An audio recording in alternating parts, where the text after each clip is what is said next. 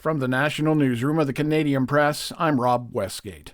An expert in British Columbia says recounts may play an increasingly vital role in demonstrating election integrity.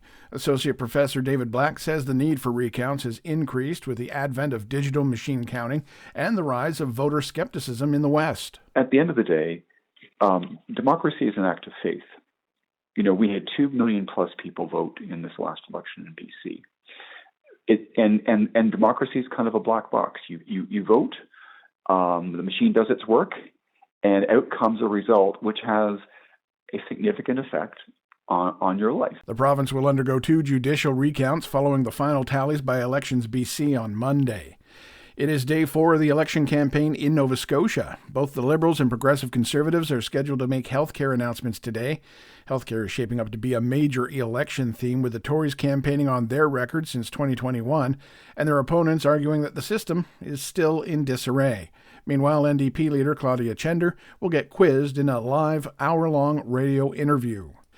South of the border now, where Republicans and Democrats have their eyes on 7 battleground states that could hold the key to the White House after the November presidential election. Most polling shows the 7 battleground states remain close in the razor-thin U.S. election, but experts say their electoral college votes will provide the keys to the White House. Whoever gets 270 electoral college votes gets the presidency. Matthew Lebo is a specialist in U.S. politics at Western University in London, Ontario. He says Pennsylvania's 19 votes could prove the most critical. Wisconsin and Michigan, North Carolina and Georgia are also important. There's also an expected showdown in the Sunbelt states of Arizona and Nevada. Kelly Malone, The Canadian Press, Washington. Ontario's finance minister is set to table his fall economic statement today. It's expected to include what Premier Doug Ford described as an ambitious plan to build highways, hospitals, and homes. Ford also says the economic update maintains his government's path to balance, which in the spring budget had Ontario running deficits until 2026-27. Ford and Finance Minister Peter Bethlenfalvy have already announced a $3 billion plan that will see $200 checks sent to every Ontario taxpayer. Opposition critics say the checks are set to be mailed out early next year, just ahead of a possible spring election. And finally, overseas, where Spanish authorities say at least 51 people have been killed after flash floods swept away cars, turned village streets into rivers, and disrupted rail lines and highways.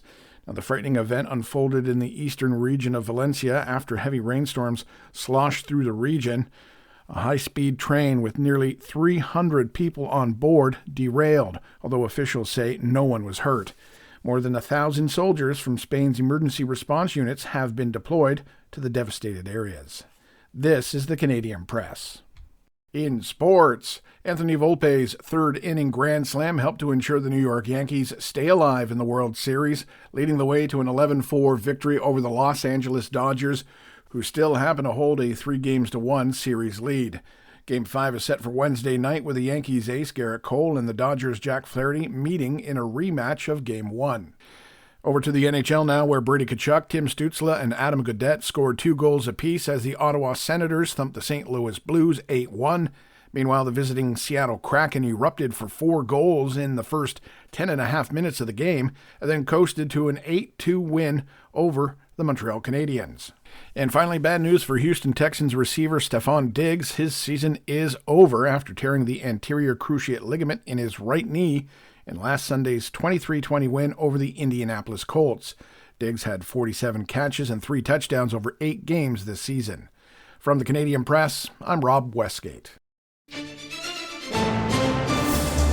Thanks for listening. Don't forget to follow and subscribe.